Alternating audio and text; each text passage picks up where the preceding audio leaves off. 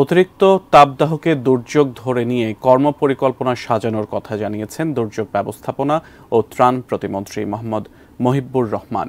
সেই সাথে ভবন নির্মাণে গ্লাসের অতিরিক্ত ব্যবহার গরম বাড়িয়েছে বলেও মত তাঁর। জলবায়ু পরিবর্তনের বিষয়ে সবার সচেতন হওয়া জরুরি বলে মন্তব্য করেছেন ডিবেট ফর ডেমোক্রেসির চেয়ারম্যান হাসান আহমেদ চৌধুরী কিরণ।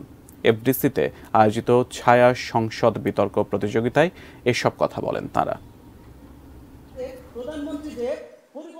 গেল মাসের গরমে দেশবাসী নাজেহাল হয়েছে। যুক্তিতর্কে তার কারণ অনুসন্ধানের আয়োজন রাজধানীর এফডিসিতে। ডিবেট ফর ডেমোক্রেসির ছায়া সংসদে মুখোমুখি ঢাকা কলেজ ও সরকারি তিতুমির কলেজ।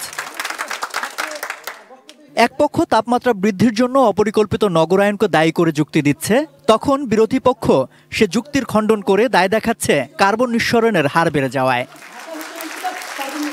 বিতার্কিকদের বিতর্ক শেষে ডিবেট ফর ডেমোক্রেসির চেয়ারম্যান হাসান আহমেদ চৌধুরী কিরণ জানান, গ্রাম মফস্বল এলাকা তার চিরায়ত বৈশিষ্ট্য হারাচ্ছে। নদী নালা ভরাট করায় হাউজিং কোম্পানিগুলোর দায় রয়েছে, তবে জলবায়ুর ক্ষতি সাধনে উন্নত রাষ্ট্রগুলোর দায় আরও বেশি।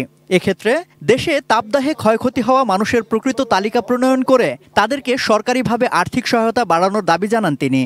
বাংলাদেশ যে একটা তাপদাহের দেশ হিসেবে পরিণত হয়ে যাচ্ছে, মরুভূমির দেশ হিসেবে পরিণত হয়ে যাচ্ছে, আমরা কি সেদিকে খেয়াল রাখতে পারছি? আমরা শুধুমাত্র খেয়াল রাখছি কে নৌকায় ভোট দিবে, কে ধানের শীষে ভোট দিবে, কে জাতীয় পার্টি করবে, কে সরকারি দল করবে, কে বিরোধী দল করবে, সেদিকে আমরা খেয়াল রাখছি। তাপদাহ শুরু হয় তাহলে দুর্যোগকালীন সময় হিসাবে সেখানে চিহ্নিত করা উচিত। যদি হিট স্ট্রোকে গরমের কারণের জন্য কেউ কর্ম হারায় তাদেরকে কর্মসংস্থানের ব্যবস্থা করতে হবে, তাদের জন্য ক্ষতিপূরণ এবং সামাজিক নিরাপত্তা বলয় তাদেরকে নিয়ে আসতে হবে। দুর্যোগ ব্যবস্থাপনা ও ত্রাণ প্রতিমন্ত্রী জানান, তাপদাহকে দুর্যোগ হিসেবেই বিবেচনা করছে সরকার। সেই সাথে তাপপ্রবাহ নিয়ন্ত্রণে উত্তর সিটি কর্পোরেশনের পানি ছিটানোর কার্যক্রমকে অসম্পূর্ণ উল্লেখ করেন। ঢাকা উত্তরের যে কার্যক্রম এটা অসম্পূর্ণ।